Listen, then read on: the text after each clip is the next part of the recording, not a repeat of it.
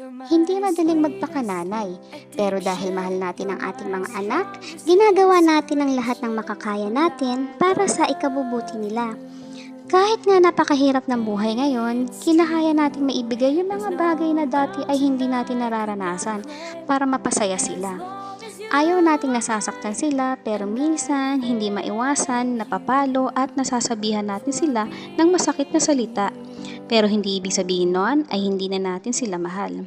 Lahat ng mabuting magulang, ang tanging hangad ay mapabuti ang kanilang mga anak. Tayo kasing mga magulang, ayaw natin silang lumaking sakit ng lipunan.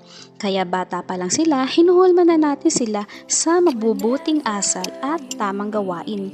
Gusto natin maging maayos ang kanilang sitwasyon. Madalas lagi nating hiling sa Diyos, sana lumaking mabuting tao at may takot sa Diyos ang ating mga anak. Ang sarap lang sa pakiramdam na kahit hindi ka mayaman, material